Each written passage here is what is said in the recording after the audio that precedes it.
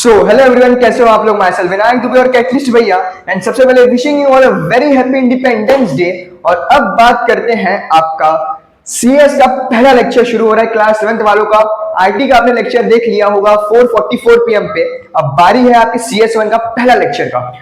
और आगे बढ़ने से पहले यार एक चीज बताना चाहता हूं। सबसे पहले मैं थैंक यू कहना चाहता हूं मेरे सर को, जो मेरे क्लास 11 12th में मेरे सीएस के टीचर थे। वही हमें मैथ्स ही पढ़ाए थे। तो thank you very much sir, अगर आप ये वीडियो को देख रहे हो तो आपने जितना लेसन दिया था, इतना सपोर्ट किया था 11 12th में इस जर्नी में, सीएस के और एकेडमिक जर्नी में, तो उसके लिए वेरी वेरी थैंकफुल। बिकॉज आपसे लेसन्स लेके आज मैं कंटेंट डिलीवर करना स्टार्ट कर रहा हूँ क्लास 11th का सीएस का। तो thank you once again very much. अब बात करते हैं कि मैं आपको थोड़ा सा इंट्रो दे दूं उन सभी बच्चों को जो पहली बार मुझे देख रहे हैं। तो देखो यार, जो 10th से मुझे जानते हैं, जो अपने क्लास 10th की जर्नी से मुझसे जुड़े हुए थे, तो आपका मेरा बॉन्ड बहुत स्ट्रांग है। आप जानते हो मुझे बड़े अच्छे से।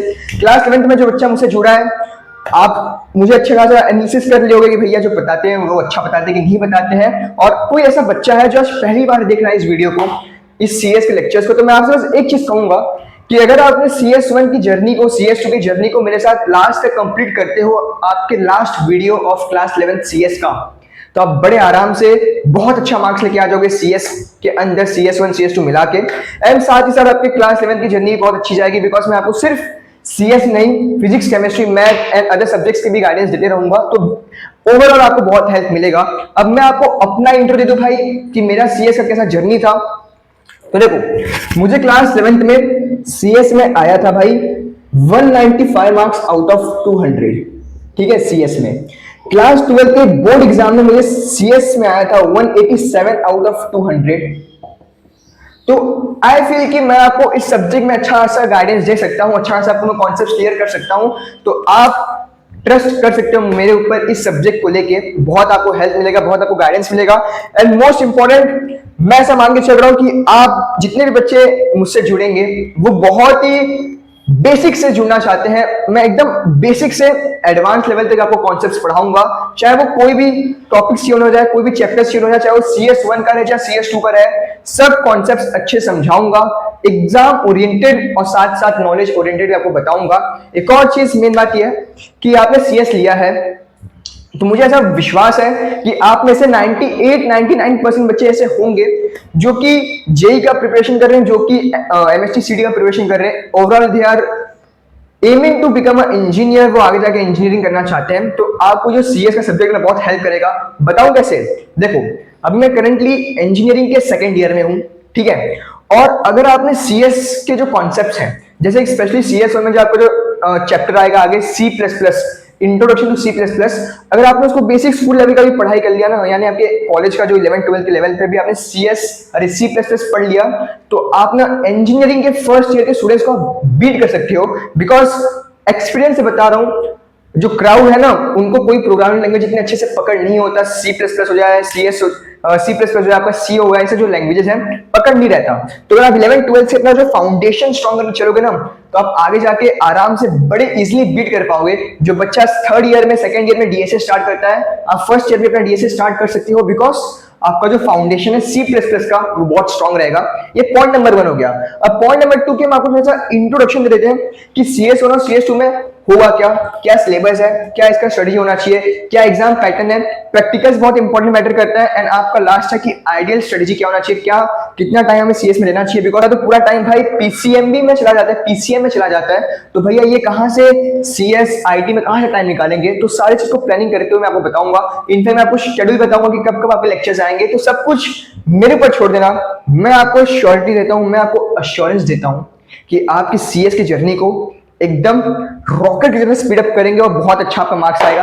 ये मेरी रिस्पॉन्सिबिलिटी है। आपसे बस मुझे एक चीज चाहिए कि बस लास्ट तक टिके रहना। कोई डाउट हो बिंदास पूछना, मैं कवर करूंगा, चाहे वो वीडियो सॉल्यूशन के फॉर्म में हो, चाहे आप कमेंट सेक्शन में आपको टाइप करके बताना, जैसे ही बताना मैं आपको बताऊंगा। बस you have to be with me till the last day of your CS exam of class 11 and class 12 if God wants so. शुरू करते हैं। अब इंट्रो की बात करें तो देखो, CS और आपका जो CS और CS2 है वो आपका डिवाइडेड, जो आपका CS है वो आपका डिवाइडेड, मैं मार्कर चेंज करता हूँ यार, ये मार्कर आपका स्पॉइल होता है ब्लैक वाला। जो आपका जो CS है वो डिवाइडेड है आपका 2 पार्ट में। एक होता है आपका CS1, एक होता है आपका CS2, ठीक है। अब CS1 CS2 का बात है तो जो CS1 है ये होता है आपका 100 मार्क्स का। ये सेम आपको 11 का बता रहा हूँ, सेम आपका 12 का भी रहेगा एज इट इज। और जो CS2 है ये भी होता है आपका 100 मार्क्स का। अभी जो 100 मार्क्स है ना, ये भी ना फिर डिवाइडेड है आगे जाके, ये डिवाइड हो जाएगा 50 मार्क्स के अंदर, ये भी डिवाइड हो जाएगा आपका 50 मार्क्स के अंदर। ये CS1 हो गया। सेम यहाँ पे CS2 के साथ ये भी 50 मार्क्स में डिवाइड होगा, ये भी 50 मार्क्स में डिवाइड होगा। अभी जो 50 मार्क्स है ना, ये आपका थियरी रहेगा, थियरी एग्जाम, यानी इसको आप ना इसका रिटन पेपर लिखोगे, एग्जाम आप एग्जाम हॉल में बैठ के इसका पेपर लिखोगे। जैसे आपने जैसे आप फिजिक्स केमिस्ट्री मैथ्स का एग्जाम दोगे ना, वैसे आप CS का भी CS1 का भी एग्जाम दोगे रिटन पेपर, ठीक है। ये 50 मार्क्स का रहेगा। फिर जो 50 मार्क्स है बचा हुआ वो आपका प्रैक्टिकल्स का रहेगा, ठीक है। इन दोनों को जोड़ के आपका 100 मार्क्स बन जाएगा। सेम ये जो कॉन्सेप्ट है यहाँ का, ये यहाँ भी यही सेम अप्लाई होता है कि जो CS2 का 50 मार्क्स का आपका थियरी का एग्जाम होगा जिसे हम लिखेंगे एग्जाम सेंटर में जाके, फिर CS2 का जो प्रैक्टिकल है वो भी 50 मार्क्स है जिसे हम परफॉर्म करेंगे आपके प्रैक्टिकल एग्जाम के अंदर। तो ये आपका एक कॉन्सेप्ट हो गया। ये सेम आपका 11th में भी होगा, ये सेम आपका 12th में भी होगा। तो ऐसे जाके आपका जो ओवरऑल आपका जब रिजल्ट आएगा तो आपका कंबाइन होकर आपका बनेगा 200 मार्क्स का।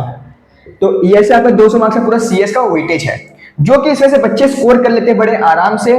बस आपको टीचर के साथ बना के रखना है, पॉइंट नंबर 1। पॉइंट नंबर 2, अगर आप जेई नीट का प्रिपरेशन कर रहे हो, जेई सीईटी का, एंड आप अगर डेमी लिए हो, आप स्कूल नहीं जाते, दैट इज 11th 12th में आप कॉलेज नहीं जाओगे, तो आपको एक दो दोस्त पकड़ के रखना है जो आपको बताते रहेंगे भैया क्या चल रहा है स्कूल, क्या चल रहा है आपके स्कूल में, क्या पढ़ा रहे हैं, कितने चैप्टर्स कवर हुए हैं, कौन सा टॉपिक चालू है, नोट्स का जुगाड़ कर लेना, बस आपका काम हो जाएगा। जैसे मैं तो 11th 12th में स्कूल जाता था, दैट इज कॉलेज बात कर रहा हूँ मैं, बार बार कॉलेज की जगह मैं स्कूल कह रहा हूँ, बिकॉज 11th 12th आपका जूनियर कॉलेज है। असली कॉलेज आपका चालू होगा जब आप आगे जाके इंजीनियरिंग करोगे, मेडिकल में जाओगे, BSc करोगे। तो बट सॉरी, तो स्कूल कॉलेज मतलब एक ही मान के चलना, मैं जो कह रहा हूँ 11th 12th की बात कर रहा हूँ। तो ये आपको समझ में आ गया होगा।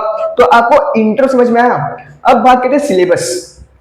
अब सिलेबस का ये सीन है, बट इससे सिलेबस में जाने से पहले आपको एग्जाम में बता देता हूँ। तो ये आपका तो 100 मार्क्स का CS1 हो गया, 100 मार्क्स का CS2 हो गया। अब मैं आपको बता दूं कि आपका स्कूल का जो एग्जाम होगा 11th, जो आपका जो जूनियर कॉलेज है, आपका जब एग्जाम होगा वो किस तरीके से होगा, तो वो भी आपको बता देता हूँ। उसके बाद हम बढ़ेंगे आपका किसकी तरफ, सिलेबस की तरफ।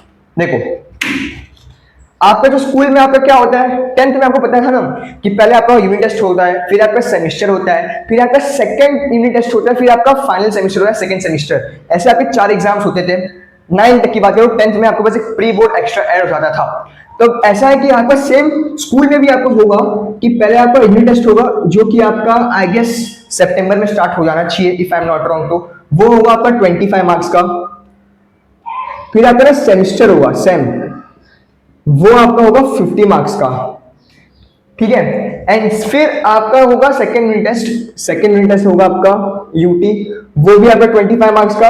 एंड फिर आपका फाइनल एग्जाम जो होगा, फाइनल सेमेस्टर जो आपका होगा ना मार्च में होगा, वो आपका होगा 50 मार्क्स का। तो इस तरीके से आपका रहता है। उसमें आपका फिर ये जहां तक मैं जानता हूं कि जो फाइनल एग्जाम जो मार्क्स है इसे काउंट करते हैं, इन्हें काउंट नहीं करते इतना। फाइनल मार्क्स एग्जाम का काउंट करेंगे मार्क्स, और वही 50 मार्क्स आपका प्रैक्टिकल्स का, ये 50 और 50 हो जाएगा आपका 100 मार्क्स। तो ऐसे CS1 का, ऐसे CS2 का।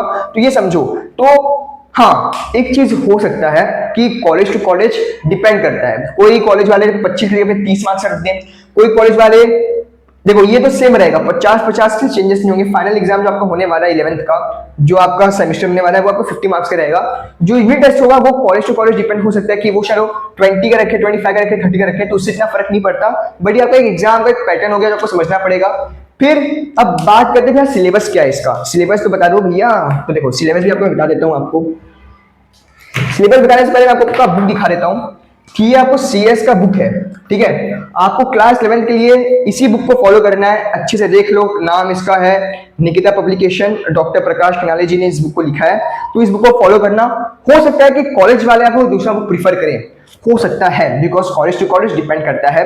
तो घबराने की बात नहीं है, क्योंकि उसके अंदर जो बुक अलग हो सकता है, बट जो आपका जो चैप्टर्स रहेगा वो सेम ही रहेगा। आप चाहो तो इंटरनेट पे जाके देख भी सकते हो कि आपके जो चैप्टर्स रहेंगे वो सेम रहेंगे CS1 के, CS2 के। जैसे एग्जांपल अगर आप NCERT में बात करो तो आपका मान लो एटॉमिक स्ट्रक्चर आपको 11th में NCERT में, तो आपको वही शायद वो एटॉमिक स्ट्रक्चर आपको महाराष्ट्र बोर्ड में केमिस्ट्री में 12th में रहेगा। बट टॉपिक तो सेम ही रहेगा, कॉन्सेप्ट सेम रहेगा। तो same here also might be the text book can be different, reference book can be different, but the main chapters which will come in exam will be same for all the students around the Maharashtra for class 11th। तो remember this. अब मैं exam आपका होगा syllabus की बात करता हूं। तो CS1 हो गया, ठीक है। इसके लिए आपको क्लास 11 में कितने चैप्टर्स हैं? 5 चैप्टर्स हैं, 5 चैप्टर्स हैं। अब ये 5 चैप्टर्स, पांचों के पांचों चैप्टर्स इंपॉर्टेंट नहीं है, इस चीज को पहले समझो। ये मत कहना भैया आपने पांचों चैप्टर्स नहीं पढ़ा है। मैं आपको बताऊं किस सीक्वेंस में पढ़ाने वाला हूं, most important to least important के सीक्वेंस में, जो आपके एग्जाम के लिए बहुत इंपॉर्टेंट रहेगा, जो आपको क्लास 12 के लिए बहुत इंपॉर्टेंट रहेगा, जो क्लास 11 से क्लास 12 में जो लिंक रहेगा, वो चैप्टर्स आपको पहले कराऊंगा। तो ये मत कंप्लेन करना कि भैया आपने हमें सीक्वेंस में चाहिए, ऐसा नहीं होगा, मैं आपको कराऊंगा पूरा, इसका टेंशन मत लेना। बट मोस्ट इंपॉर्टेंट कि मैं आपको प्रायोरिटी वाइज बताऊंगा कि जो बहुत इंपॉर्टेंट है उसमें आप ज्यादा टाइम दे सको, बिकॉज वो आपका फाउंडेशन स्ट्रॉन्ग कर पाएगा। ठीक है, there is a difference between watching a one shot of 10 hours and watching a complete lecture of 25 hours, क्योंकि वो 25 आवर्स आपको पूरा डेप्थ में उस कॉन्सेप्ट को, उस सब्जेक्ट के बारे में, चैप्टर के बारे में आपको नॉलेज दे देगा, जो कि वन शॉट बहुत कम दे पाता है। तो सिमिलरली इस चीज को समझने की कोशिश करना। ये CS में 5 चैप्टर्स हैं, CS2 में आपके 4 चैप्टर्स हैं। अब देखो सीक्वेंस में ऐसे बताता हूं आपको। सबसे पहले अपना जो CS1 की बात करूं तो मैं आपको यहां पे पढ़ाऊंगा नंबर सिस्टम।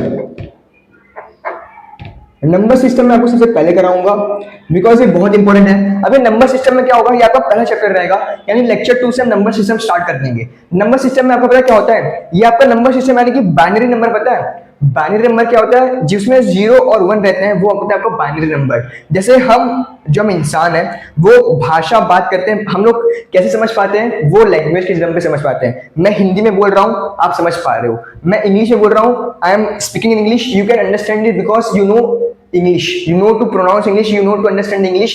मैं मराठी में बोलूंगा, आपको मराठी में समझ में आएगा, बिकॉज मुझे भी पता है, आपको भी भाषा पता है। सिमिलरली आपका जो कंप्यूटर होता है, जो आपके जो लैपटॉप होते हैं, आपके कंप्यूटर होते हैं, आपके PC होते हैं, वो हमारी भाषा समझ नहीं पाते हैं। क्या भाई क्या हाल चाल है, जरा मुझे प्रोग्राम टाइप करके दे दे, वो नहीं समझ पाते।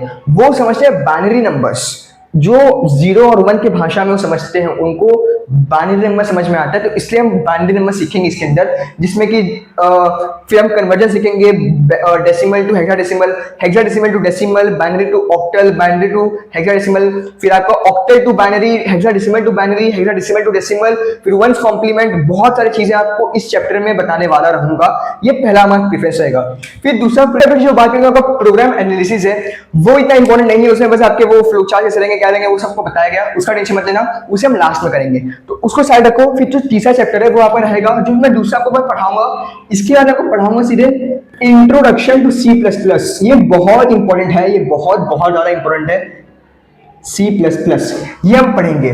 उसके बाद हमारा ये पढ़ के होगा तो आपका जो नेक्स्ट इंपॉर्टेंट जो चैप्टर है वो रहेगा आपका नेटवर्किंग एंड इंटरनेट।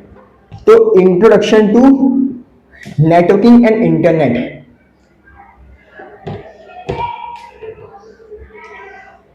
उसके बाद फिर अपना कवर कर लेंगे, प्रोग्राम एनालिसिस कर लेंगे कवर। फिर आपका जो एक और चैप्टर है वो विजुअल बेसिक्स, वो कवर करेंगे। फिर कह रहा हूं ये जो चैप्टर्स है ये नॉट इंपॉर्टेंट, इतने इंपॉर्टेंट नहीं है, वो एग्जाम में आपको डालने हैं तो डाल देंगे, बट ये जो 3 चैप्टर्स हैं वो आपको 12th में भी इंपॉर्टेंट आएगा। इनफैक्ट जो हमारा इंजीनियरिंग का जो फर्स्ट सेमेस्टर था, हमें DLCO करके एक सब्जेक्ट था, अब उसमें मैंने नंबर सिस्टम बहुत इंपॉर्टेंट था, हमें पूरा सिखाया गया था कि भैया कैसे कन्वर्जन करते हैं। फिर से मैं 11th में पढ़ा था, बट स्टिल हमें वो इंजीनियरिंग के फर्स्ट में पढ़ाया गया फर्स्ट सेमेस्टर के अंदर। इतना ही नहीं, फिर मैं आपको आगे बता दूं क्या, अब आपके CS2 के अंदर, अब CS2 की बात करूं तो CS2 के में आपका जो पहला जो आपका चैप्टर रहेगा, जिसे मैं यहाँ पे 5वां हो गया ना, तो यहाँ पे मान लो जो पहला चैप्टर हम करेंगे वो रहेगा आपका कंपोनेंट्स एंड सर्किट्स। क्या है, study of components and circuits. अब इसमें आपको ना PN जंक्शन डायोड है, कंपोनेंट्स, PN जंक्शन डायोड है, जीनर डायोड है, ये सब है। अब ये इसमें जो टॉपिक्स रहेंगे ना, वो आपको ना 12th के आपको फिजिक्स के भी टेक्स्ट बुक में आपको देखने को मिलेगा, जो लास्ट चैप्टर रहेगा आपको उसमें देखने को मिलेगा। इसके कुछ कुछ टॉपिक्स जैसे PN जंक्शन डायोड हो गया, जीनर डायोड हो गया, ये सब इफेक्ट्स आपको देखने को मिलेंगे, अवेलेंस इफेक्ट हो गया, ये सब आपको आगे आपको फिजिक्स के टेक्स्ट बुक में देखने को मिलेगा। एंड से हमें फिर फर्स्ट सेमेस्टर में हमें सेकंड सेमेस्टर में था, इंजीनियरिंग के सेकंड सेमेस्टर में था मॉडर्न फिजिक्स, उसके अंदर हमें CS2 के कॉन्सेप्ट्स बहुत यूज हुए थे। जैसे पहला चैप्टर से कॉन्सेप्ट आपके आ गया। फिर है आपका लॉजिक गेट्स। अब देखो जो लॉजिक गेट्स है ना, ये ना बहुत इंपॉर्टेंट है, very very very very important है। ये भी हमें डीएलसीओ करके सब्जेक्ट जो था उसमें था। मतलब समझ रहे हो, आप जो 11th में पढ़ोगे आगे जाके अगर आप इंजीनियरिंग ये सब लेते हो तो आपको फिर से ये सब चीजें आएंगी और एडवांस लेवल पे आएंगी। तो अभी से अपना बेस क्लियर रखो, फाउंडेशन क्लियर रखो, बहुत हेल्प होगा। फिर आएगा आपका function of hardware part of C, ये सब इतना इंपॉर्टेंट नहीं है। फिर आपको मैं इसके बाद में आपको पढ़ाऊंगा पेरिफेरल डिवाइसेस। पेरिफेरल डिवाइसेस ये एक इंपॉर्टेंट है इतना, बट स्टिल जो चौथा रहेगा आपका फंक्शनल हार्डवेयर।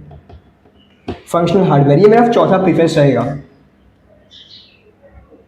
ठीक है, तो ये तो देखो पहला चैप्टर ये है, दूसरा चैप्टर ये है, तीसरा ये है, पहला ये है, दूसरा ये, तीसरा ये है, चौथा ये, पांचवा ये है। ये तो टेक्स्ट बुक में ऐसा प्रीफरेंस है, बट मैं आपको पढ़ाऊंगा किस प्रीफरेंस में, आपको ये बता रहा हूँ यहाँ पे। तो इसी प्रीफरेंस से आपको चलना है, इसी प्रीफरेंस में आपका हेल्प होगा। तो आपका इस सिलेबस का काम आपको समझ में आ गया होगा। अब प्रैक्टिकल्स की बात करते हैं भैया, प्रैक्टिकल्स कैसे होगा भैया ये तो बता दो। प्रैक्टिकल्स बहुत इंपॉर्टेंट है, बिकॉज वो आपका 50 मार्क्स कैरी करेंगे आपके CS1 में, 50 मार्क्स कैरी करेंगे आपके CS2 में। ठीक है, ठीक है कि नहीं? ठीक है। अब मैं आपको बताऊं प्रैक्टिकल्स का। तो प्रैक्टिकल्स में अगर आपको मैं CS1 की बात करूं तो CS1 में आपको मोस्ट प्रोबेबली आपको पूछा जाएगा, आपका C++ के ऊपर आपका प्रैक्टिकल्स होगा। उसमें आपको कोड दे देंगे, कोड, उस कोड को आपको परफॉर्म करना रहेगा। आपके जो क्लास में, आपके जो कॉलेज में आपके जो पीसी रहेगा ना, पीसी आपको परफॉर्म करना रहेगा, उसका आउटपुट आपको टच करना रहेगा और आपको उसके बेसिस में मार्क्स मिलेंगे। आपका इसमें वाइवा भी होता है, तो उसमें प्रैक्टिकल में आपको C++ में आपको पहले तो कोड वाला एक होगा, आपका कोड प्लस आउटपुट वाला, और दूसरा रहेगा आपका वाइवा भी होता है, वाइवा।